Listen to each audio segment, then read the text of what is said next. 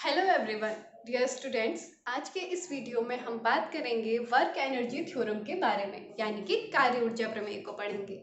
तो कार्य ऊर्जा प्रमेय आपके लिए एग्जाम के पॉइंट ऑफ व्यू से भी बहुत इंपॉर्टेंट है। सबसे पहले मैं आपको इसका स्टेटमेंट बताती हूँ। The change in kinetic energy of a particle is equal to the work done on it by the net force acting on it. Hindi में अगर कहें तो अगर किसी वस्तु पर आप कुछ फोर्स लगाते हैं और वो कुछ विस्थापित होती है, तो यानी कि आपने उस वस्तु पर कुछ न कुछ कार्य किया है।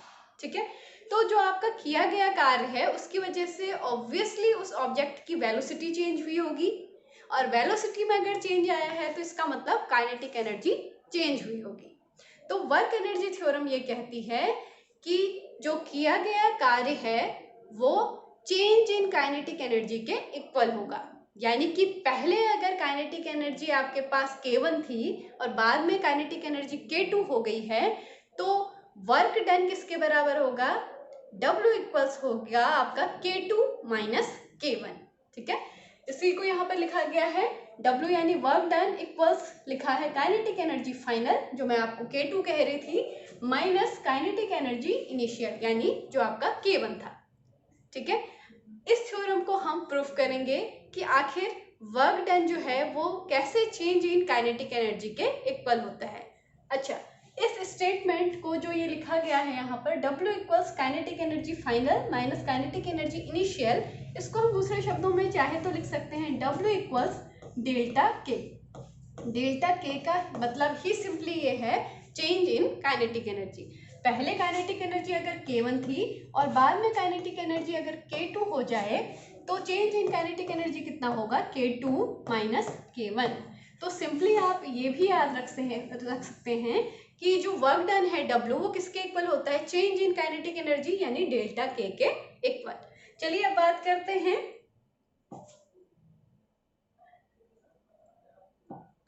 कि कैसे हम इसको प्रूफ करेंगे।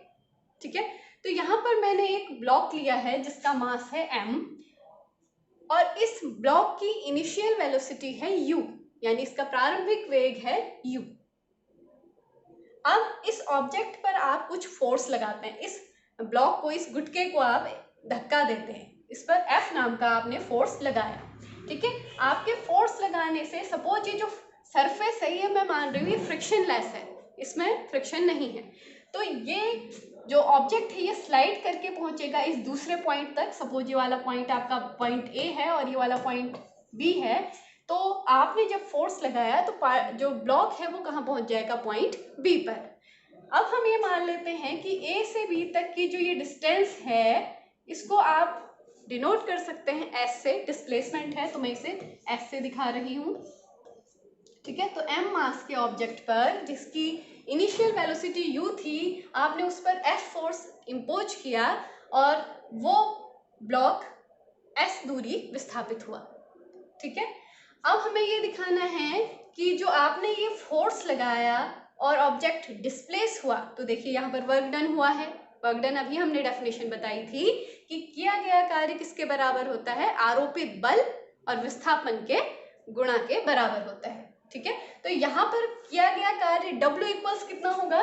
W इक्वल्स यहाँ पर किया गया कार्य होगा बल गुणा विस्थापन S के बराबर। ठीक है, अब हमें ये दिखाना है कि ये F डॉट S किसके बराबर है? डेल्टा K के बराबर है, यानी final kinetic energy minus initial kinetic energy के बराबर है। अंतिम गतिज ऊर्जा ऋण प्रारंभिक गतिज ऊर्जा के बराबर है। ठीक है, तो चलिए यहाँ पर इस थ्योरम को प्रूफ करने के लिए हम इक्वेशन ऑफ मोशन लेते हैं।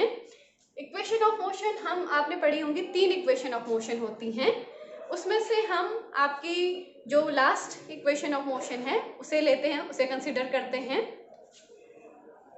अच्छा, एक बात मुझे आपको यहाँ पर एक पॉइंट आप याद रखिएगा कि जैसे ही आप किसी ऑब्जेक्ट पर फोर्स लगाते हैं तो न्यूटन के सेकेंड लॉ के अकॉर्डिंग वहाँ पर ऑब्जेक्ट में क्या आ गया होगा? उसमें एक एक्सेलरेशन आ जाता है। अगर आप किसी ऑब्जेक्ट पर फोर्स लगाते हैं तो वहाँ पर एक एक्सेलरेशन प्रोड्यूस हो जाता है बॉडी में, और एक्सेलरेशन जनरली क्या है?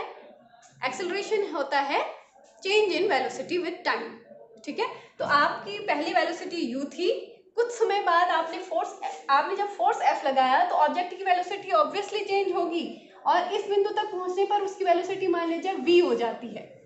ठीक है, तो इनिशियल वेलोसिटी u थी और फोर्स लगाने पर वेलोसिटी v हो गई, यानी कि वेलोसिटी टाइम के साथ चेंज हुई है, यानी बॉडी में क्या आ गया है, एक्सेलरेशन आ गया है और उस एक्सेलरेशन को हम यहाँ पर रिप्रेजेंट करेंगे स्मॉल a से। ठीक है, थर्ड इक्वेशन ऑफ मोशन लेते हैं। थर्ड इक्वेशन ऑफ मोशन क्या कहती है, v square equals u square plus 2as। हम वर्क एनर्जी थ्योरम को प्रूफ करने जा रहे हैं, इसकी उपपत्ति देख रहे हैं तो प्रूफ लिखेंगे यहाँ पर, और यहाँ पर आप लिखेंगे according to third equation of motion, according to third equation of motion, गति के तीसरे समीकरण के अनुसार। ठीक है, तो यहाँ पर आपका फॉर्मूला है v square equals you square plus 2as। ठीक है, अब आपको क्या करना है, इसको हम मान लेते हैं इक्वेशन 1। ठीक है, इस इक्वेशन 1 को हम दोनों साइड 2 से डिवाइड कर देते हैं। देखिए, ये जो मैं आपको थ्योरम का प्रूफ बता रही हूँ ये आपकी शॉर्ट मेथड है। मैंने अपने स्टूडेंट्स को क्लास में इसकी लॉन्ग मेथड भी बताई है, जो चीज़ों को और ज़्यादा क्लियरली विजुअलाइज करने के लिए अच्छा है। तो वैसे आपका काम एग्जाम के लिए आसान हो जाए तो उसके लिए ये शॉर्ट मेथड आपके लिए यूजफुल रहेगी। तो इस इक्वेशन ऑफ मोशन को आप सिंपली क्या कर दीजिए, 2 से डिवाइड कर देंगे। तो ऑन डिवाइडिंग दिस इक्वेशन 1/2, तो यहाँ पर लेफ्ट हैंड साइड देखिए आ जाएगा ये v square upon 2, right hand side को आप 2 से डिवाइड करेंगे तो u स्क्वायर भी 2 से डिवाइड होगा और 2as भी 2 से डिवाइड होगा, तो ये आ जाएगा u स्क्वायर अपॉन, लिख दूंगी मैं यहाँ पर 2। ठीक है, u स्क्वायर अपॉन 2 आ गया, प्लस यहाँ पर 2as अपॉन 2 अगर लिखूंगी तो 2 से 2 कैंसिल आउट हो जाएगा और यहाँ पर आ जाएगा as। ठीक है, इतना आपको समझ में आ गया होगा। अब हम इसका पक्षांतर कर देते हैं, यानी कि यहाँ पर से मैं u स्क्वायर बाई 2 को लेफ्ट हैंड साइड में ले जा रही हूँ, तो हम लिखेंगे this implies v square upon 2 minus u square by 2 equals as। ये भी आपको समझ में आ गया होगा। अब आप में से कुछ लोगों को आंसर लगभग क्लियर होता हुआ दिख रहा होगा कि कैसे हम इसके प्रूफ तक पहुंचने वाले हैं, हमारे पास फाइनल रिजल्ट बस जल्दी आने वाला है।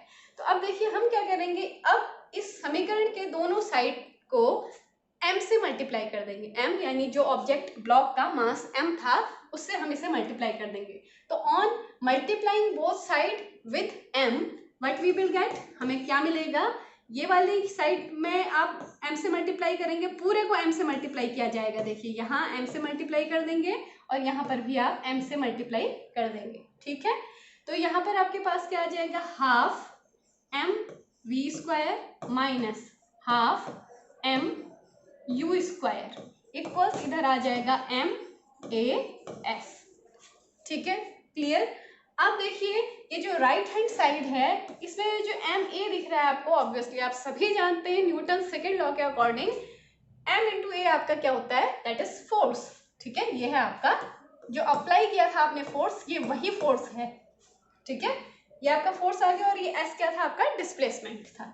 ठीक है, तो अब देखिए इस साइड राइट हैंड साइड तो आपकी क्या हो जाएगी, एफ इंटू एस। ठीक है, और लेफ्ट हैंड साइड की आप अगर बात करें तो देखिए अगर ऑब्जेक्ट की काइनेटिक एनर्जी को देखें आप, तो पहले अगर वेलोसिटी u थी तो काइनेटिक एनर्जी यहाँ पर इसकी क्या रही होगी, हाफ m u स्क्वायर, और इसे हम काइनेटिक एनर्जी 1 कह सकते हैं। ठीक है, और बाद में जब इसकी वेलोसिटी v हो गई थी तब इसकी काइनेटिक एनर्जी यहाँ पर कितनी हो गई होगी, वो हो गई होगी हाफ m v स्क्वायर, और इसको हम लिख सकते हैं k2। ठीक है, तो k1 है हाफ m u स्क्वायर और k2 है हाफ m v स्क्वायर। ठीक है, तो यहाँ पर देखिए हाफ m v स्क्वायर हमारा क्या था, k2, तो हम वहां पर से रख लेते हैं k2 है, ये final velocity final kinetic energy है, minus half m u square है आपकी इनिशियल काइनेटिक एनर्जी।